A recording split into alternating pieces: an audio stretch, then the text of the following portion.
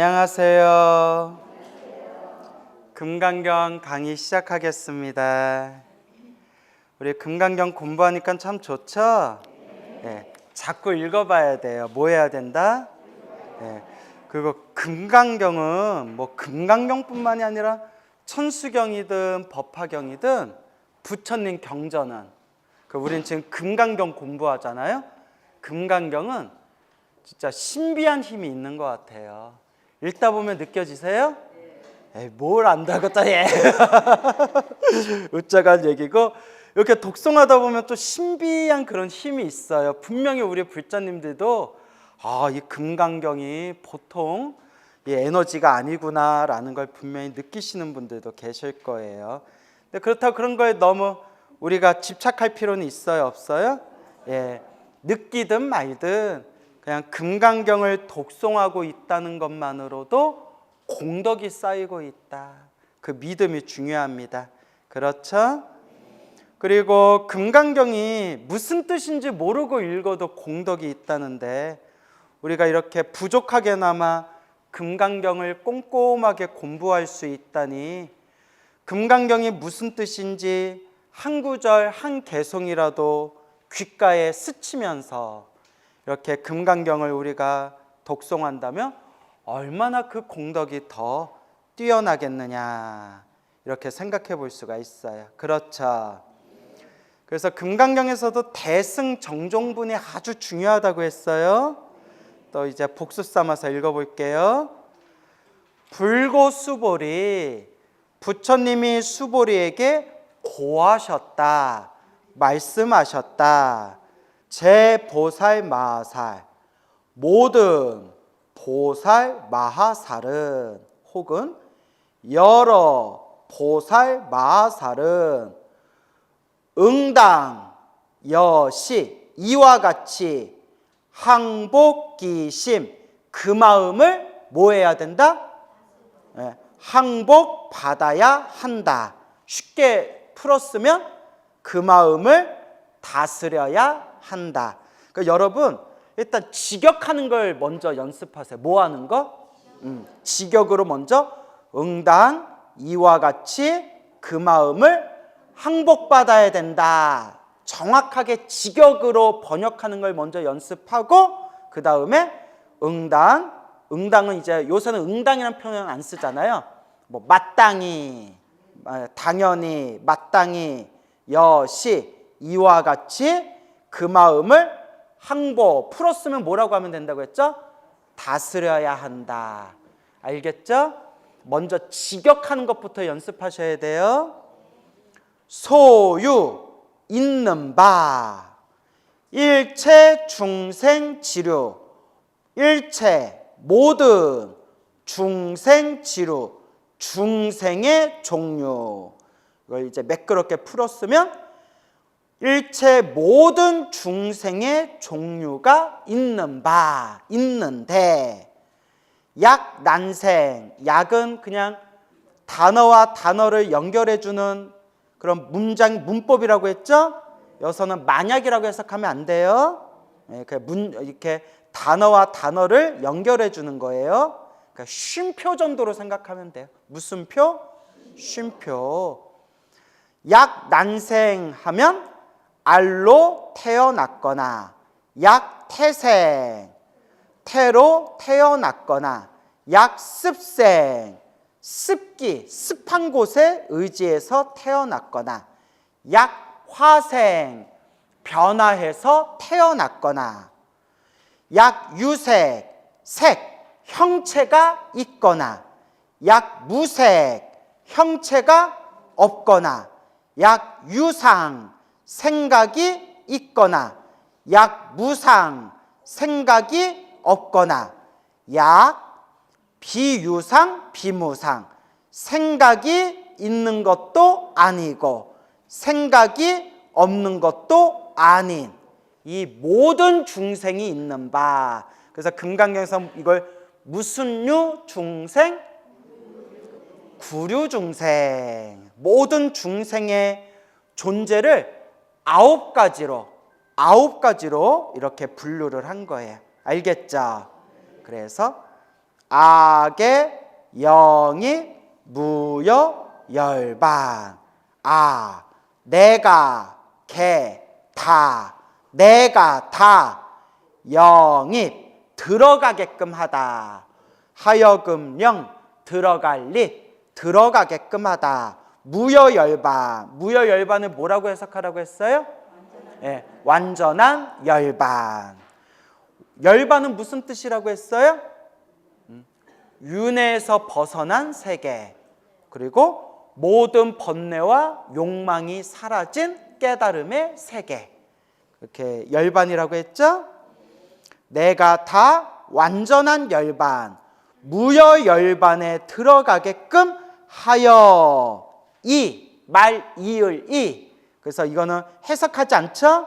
문장과 문장의 말을 이어주는 그런 문법이에요. 그래서 말 이을 리. 이걸 왜 따라해요? 뜬금없이. 자, 멸도지. 지는 그들이란 뜻이에요. 그들. 지시 대명사라고 했죠? 여기서 구류중생을 뜻하는 거예요. 알겠죠? 구류중생을 뜻하는 문법이에요. 갈지자, 지시대명사. 그들을 뭐하리라? 멸도시키리라. 멸도가 무엇하고 같은 뜻이라고 했어요? 열반하고 같은 뜻이에요. 내가 다 무여열반, 완전한 열반, 영원한 행복의 세계에 들어가게끔 하여 멸도시키리라. 그들을 열반케 하리라. 이렇게 이해하시면 되겠어요. 알겠죠? 그래서 악의 영이 무여열반 할 때 열반은 명사로 쓰인 거고요. 이 멸도지 할 때 멸도는 열반하고 똑같은 뜻이면서 이거는 동사로 쓰인 거예요. 알겠죠? 내가 다 무여열반에 들어가게끔 하여 그들을 멸도시키리라. 그들을 열반케 하리라. 그러니까 완전히 열반에 들어가게 하겠다. 그 중생들이 열반을 얻게끔 하겠다. 이렇게 이해하시면 돼요. 알겠죠? 여시멸도 무량 무수 무변 중생 실무 중생 득멸도자. 여시 이와 같이 무량 헤아릴 수 없고 무수 셀 수 없고 무변 끝없는 중생을 멸도하더라도 실제로 무중생 중생이 없다. 더 정확히 하면 실제로 중생이 멸도를 얻을 듯 멸도를 얻은 자가 없다. 알겠죠? 실제로 중생이 멸도를 얻은 자가 없다. 실제로 멸도, 열반을 얻은 중생이 없대요. 만약에 내가 모든 중생을 제도해서 그 중생들을 다 영원한 행복의 세계, 열반에 들어가게끔 했다 하더라도 내가 한 명의 중생이라도 제도했다, 한 명의 중생이라도 열반에 들어갔다라는 마음을 일으킨다면 뭐에 걸리는 거다? 집착에 걸리는 거다. 알겠죠?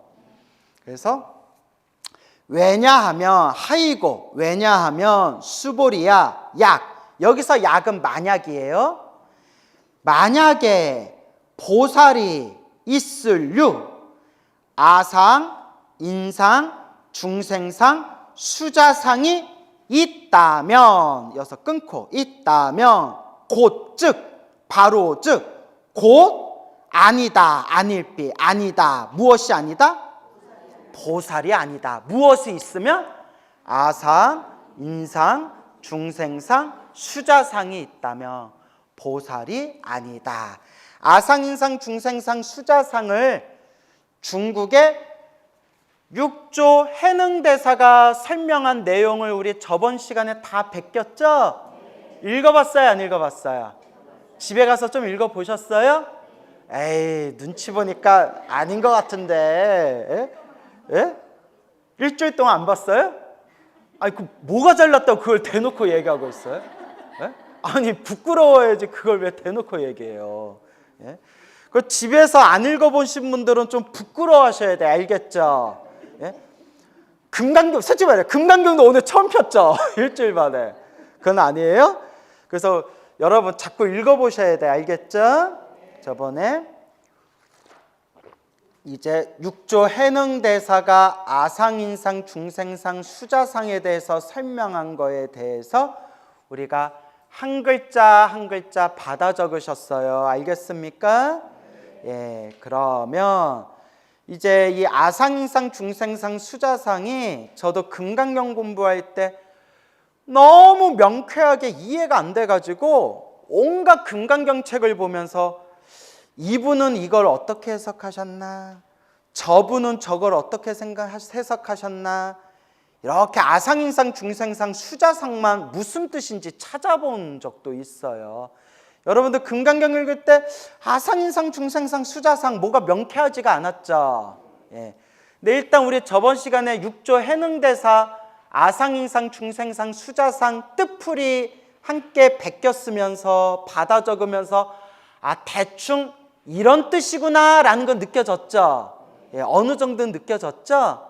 이제는 그거는 이제 우리 중국 불교, 특히 우리 조선시대 이후에 한국 불교 큰 스님들이 금강경 연구하시고 설법하실 때 6조 해능대사 아상인상, 중생상, 수자상 뜻풀이를 많이 인용하시고 기준을 세우셨는데 엄밀히 말하면, 엄격하게 말하면 아상인상, 중생상, 수자상은 6조 해능대사가 설명하신 방식은 너무 중국 불교, 너무 중국적인 사유 방식, 너무 중국적인 해설 방식이에요.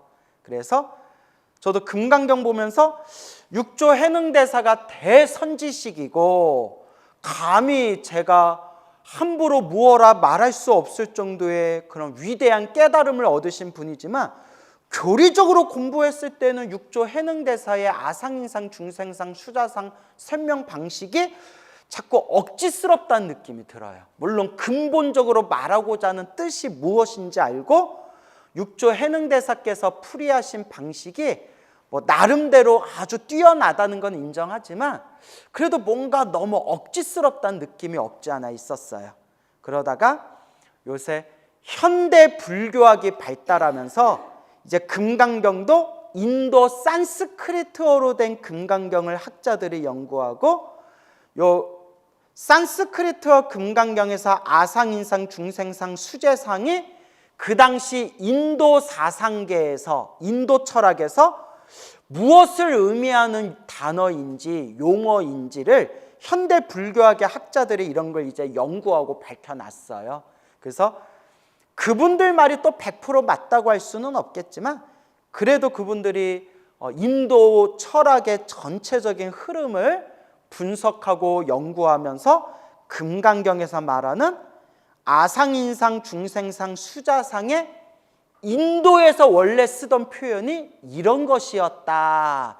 이런 것들을 이제 현대 불교학의 가르침을 통해서 이게 금강경에서 아상인상, 중생상, 수자상이 이런 식으로 쓰였구나. 또 이렇게 우리가 견문을 넓힐 수가 있는 거예요. 알겠죠? 그래서 한번 인도 불교에서는 이 아상인상, 중생상, 수자상이 어떤 의미로 쓰였느냐 그냥 결론만 말씀드릴게요. 자세히 이제 또 쪼개서 분석을 하겠지만 결론만 말씀드리면 딱 그래서 아상, 인상, 중생상, 수자상. 자, 그러면 비유를 한번 들어볼게요. 라면인데 신라면, 진라면, 안성탕면, 삼양라면 이렇게 4개만 합시다. 사상이니까. 이름만 다르지 다 뭐예요? 라면이에요. 맞죠? 아상, 인상, 중생상, 수자상도 이름만 다르지 다 나라고 집착하는 고정된 실체를 뜻하는 표현이에요. 나다, 내 것이다 라고 무언가 나라고 실체화한 모든 표현을 이름만 다르게 표현했을 뿐이지 아상, 인상, 중생상, 수자상이라고 한 거예요. 진라면, 신라면, 삼양라면, 무슨 라면 다 결국은 이름만 다르지 뭐예요? 라면. 아상, 인상, 중생상, 수자상도 이름만 다르지 따라해 보세요.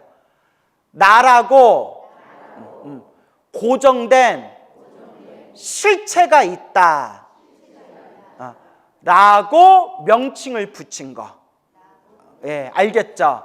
예, 그래서 나라는 고정된 실체에 대해서 무언가 명칭을 붙인 게 아상이라고도 하고 인상이라고도 하고 중생상이라고도 하고 수자상이라도 한 거예요. 그러니까 불교적으로 보면 고정된 실체, 나라고 할 만한 고정된 실체가 있다 라는 생각에서 만든 명칭들이 아상, 인상, 중생상, 수자상이에요. 알겠죠?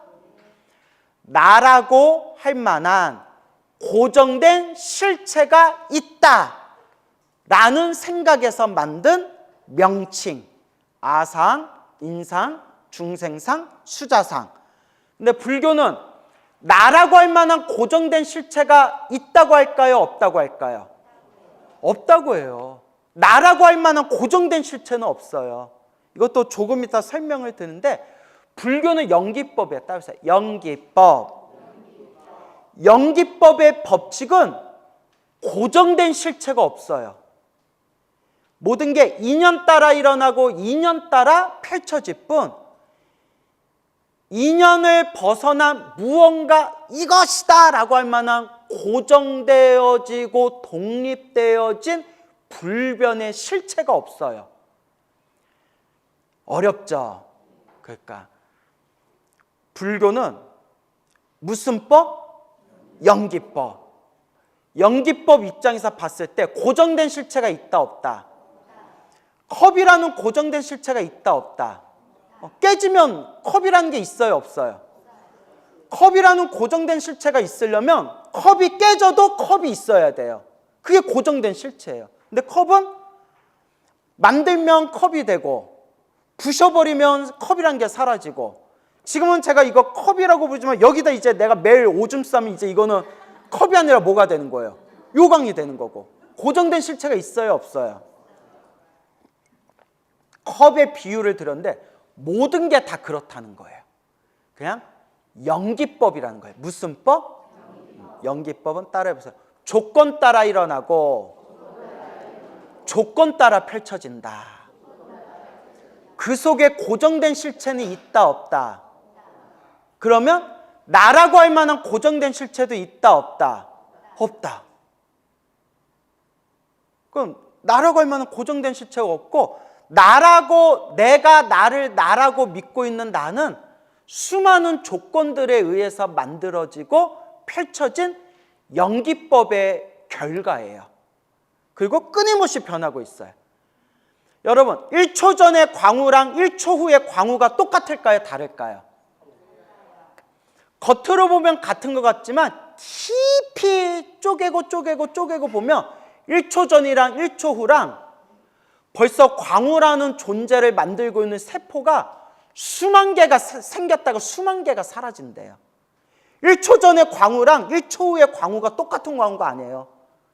벌써 세포가 변했고 벌써 1초 만에 벌써 저 흰머리 살짝 났을 수도 있고 1초 만에 1초 전보다 늙었고 다만 1초 전이나 1초 후나 광우이게끔 한결같이 보이게 하는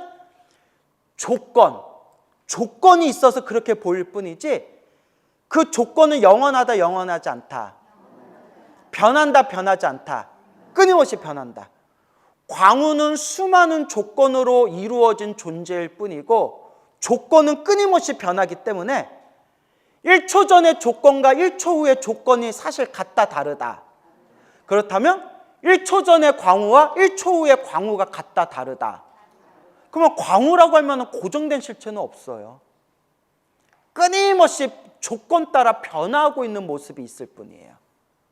알겠죠? 그런데 중생은 자꾸 나라고 할 만한 고정된 실체가 있다고 자꾸 집착해요.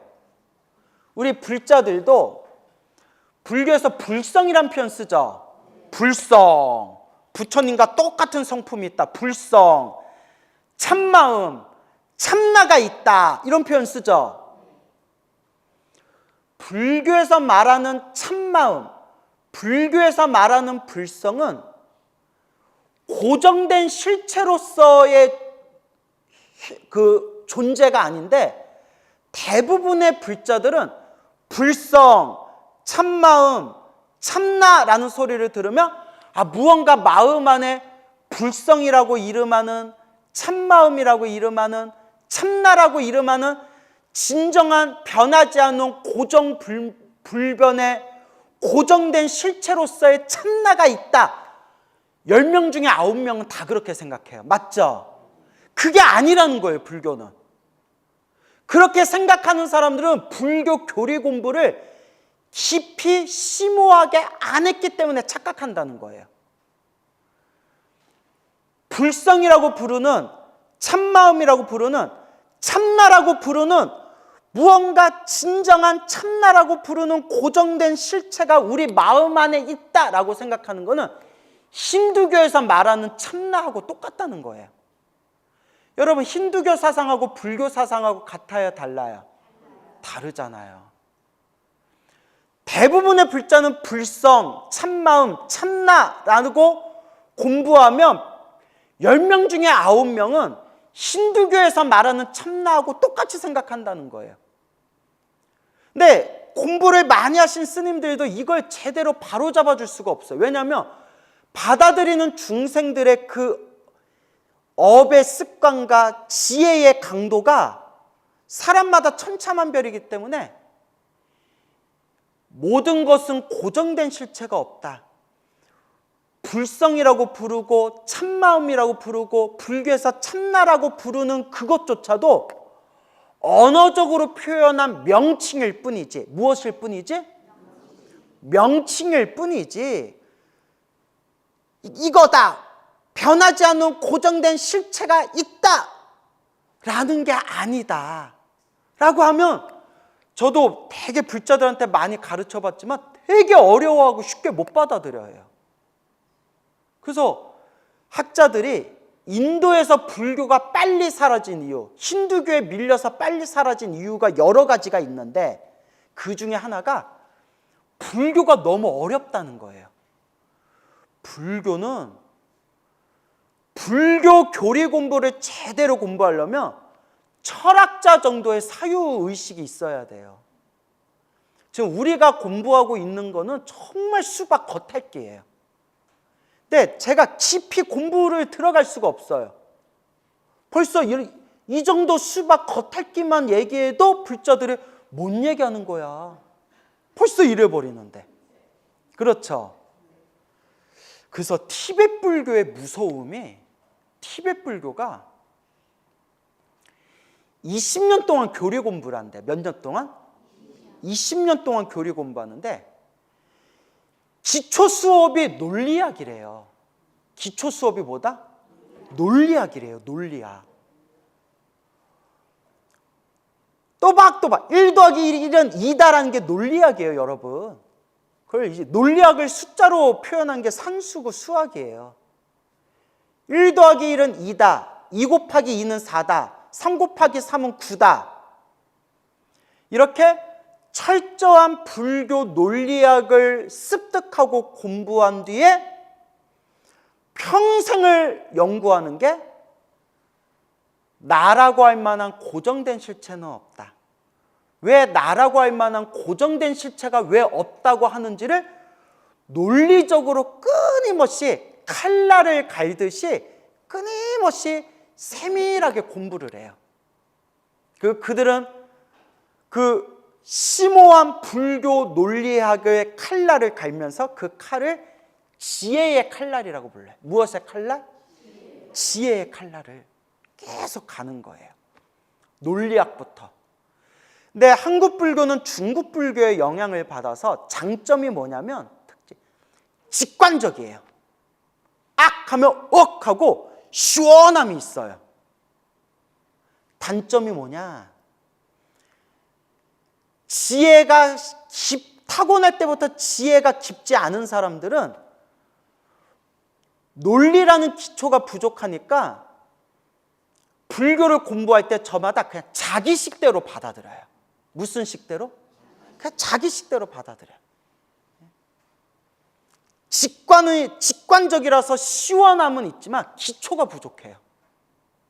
티베트 불교나 이런 가르침은 인도 불교의 맥을 잇고 있고, 인도 불교, 여러분 세계적으로 가장 논리학이 발달했던 고대 국가가 그리스예요. 사실상 우리의 모든 논리학과 철학, 서양 논리학과 철학은 그리스 논리학의 철저한 영향을 받았어요. 근데 학자들 중에 뭐라고 하냐면, 인도라는 나라가 서양 사상에 밀리고 지금 세계가 서구 사상으로 구성되어져 있기 때문이지, 사실 깊이 비교 분석을 하면 그리스 논리학보다 인도 논리학이 더 뛰어나다라고 주장하는 학자들이 있어요. 근데 제가 봐도 그런 것 같아요. 그런 철저한 인도 논리학의 바탕에서 불교도, 물론 부처님은 논리학을 얘기하지는 않으셨어요.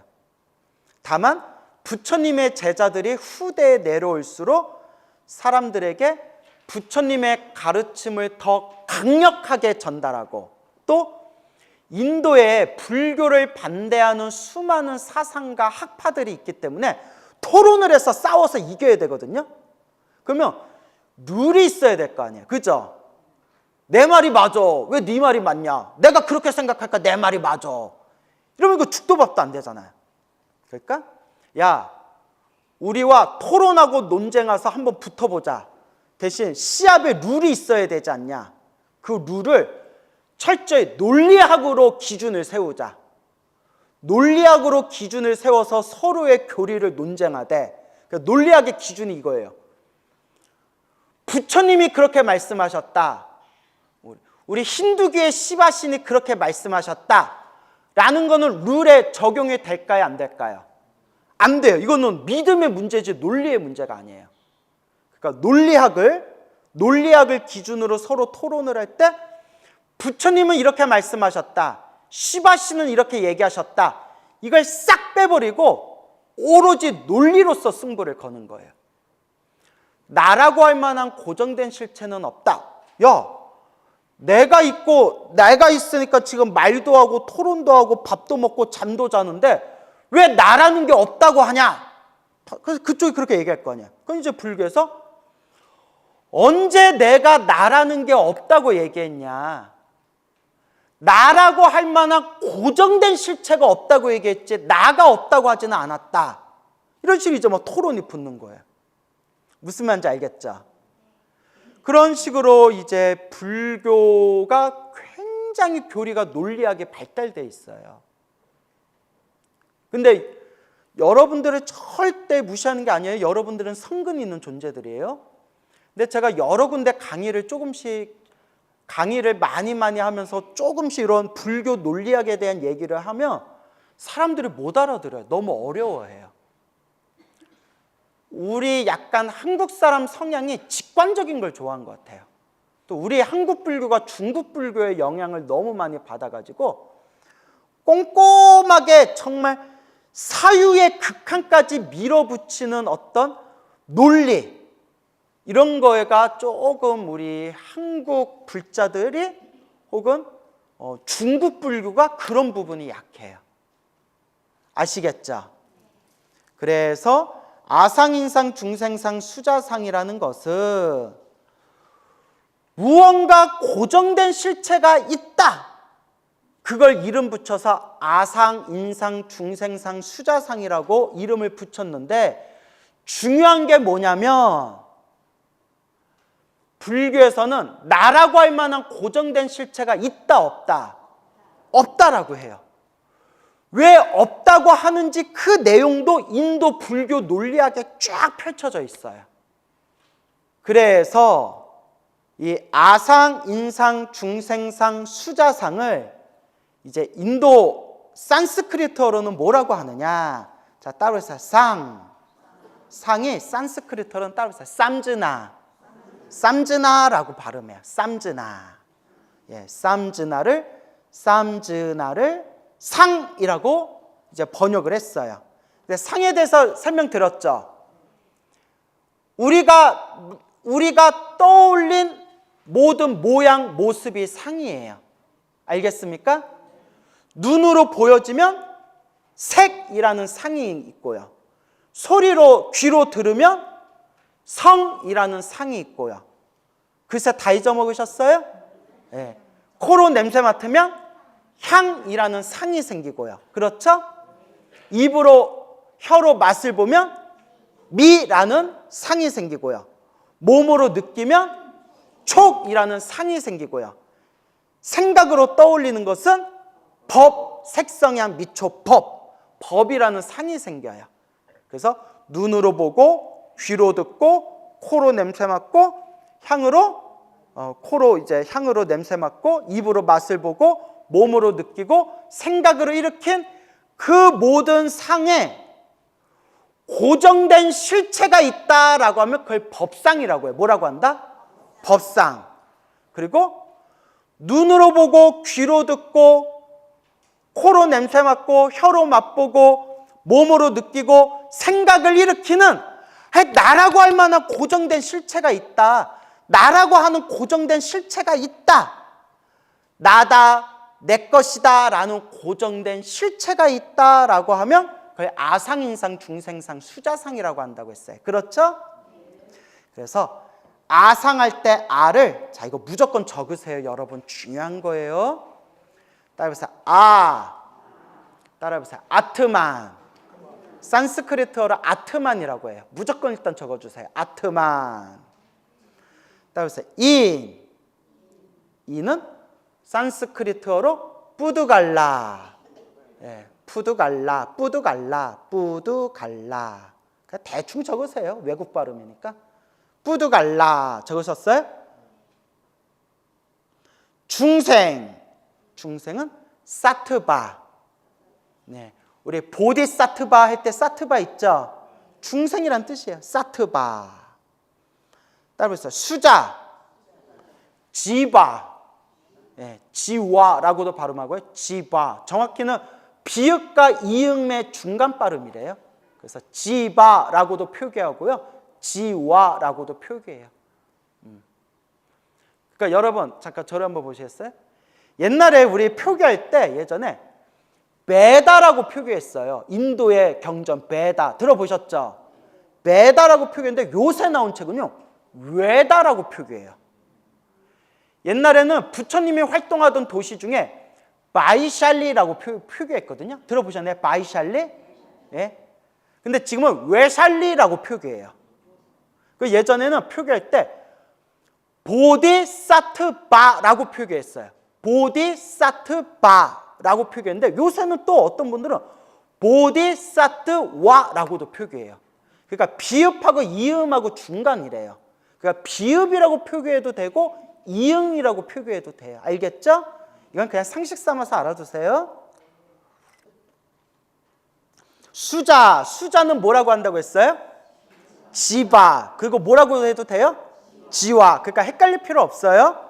자, 따라해보세요. 아트만, 뿌두갈라, 사트바, 지바. 아까 신라면, 진라면, 삼양라면, 안성탕면 이름은 다르지만 다 뭐라고 했어요? 라면. 아상, 아트만이라고 하든, 인상, 뿌두갈라라고 하든, 중생상, 사트바라고 하든, 수자상, 지바라고 하든 말하고자 하는 의미는 뭐다? 상 말고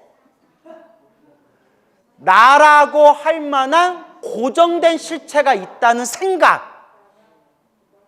역시 하나를 가르쳐주면 뒤에 거 잊어먹고 또 두 개를 가르쳐주면 앞에 걸 잊어먹었어요.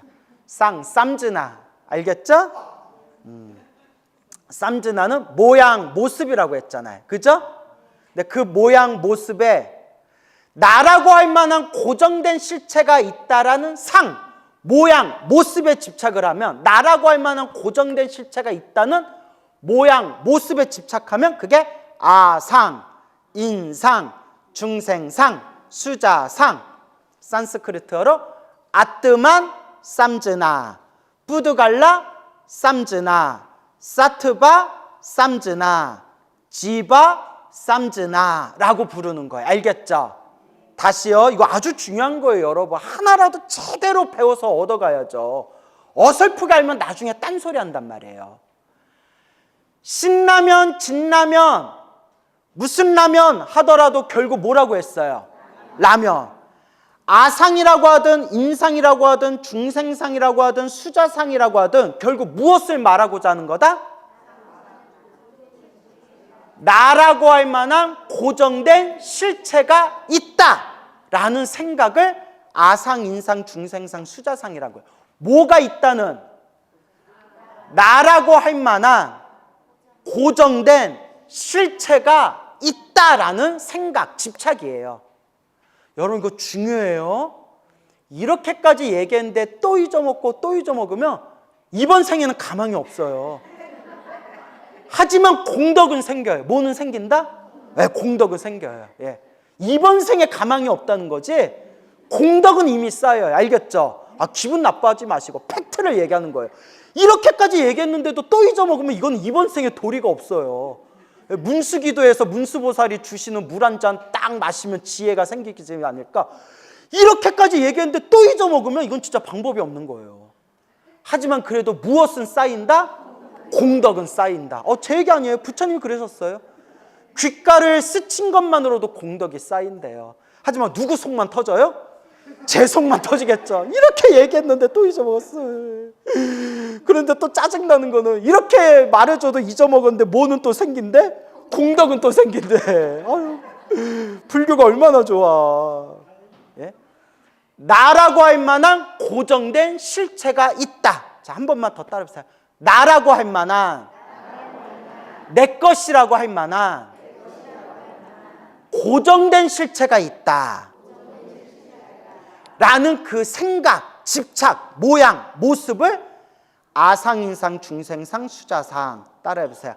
아뜨만 쌈즈나, 뿌드갈라 쌈즈나, 사트바 쌈즈나, 지바 쌈즈나. 그걸 구마라지 스님이 아상, 인상, 중생상, 수자상이라고 번역한 거예요. 알겠죠? 헷갈리면 안 돼. 상은 산스크리트어로 뭐라고 한다고요? 쌈즈나. 아트만 했으면 나 엎어버릴 뻔했어요. 자, 이제 아시겠죠? 상 하면 산스크리트어로 뭐라고 한다? 쌈즈나. 아유, 잘 맞추셨어요. 아는 산스크리트어로 뭐라고 한다? 아뜨만. 이는 뭐라고 한다? 뿌드갈라. 사트바는 뭐라고 한다? 예, 중세. 지바는 뭐라고 번역했다? 수자. 알겠죠? 아트만, 뿌드갈라, 사트바, 지바. 이걸 아상, 인상, 중생상, 수자상이라고 번역을 한 거예요. 알겠죠? 그럼 이제 그것은 아트만이 무슨 뜻이에요? 뿌드갈라가 무슨 뜻이에요? 사트바가 무슨 뜻이에요? 지바가 무슨 뜻이에요? 요 네 가지 산스크리트어의 이 네 가지의 이 단어에 대해서 또 제가 자세히 설명을 드릴게요. 알겠죠?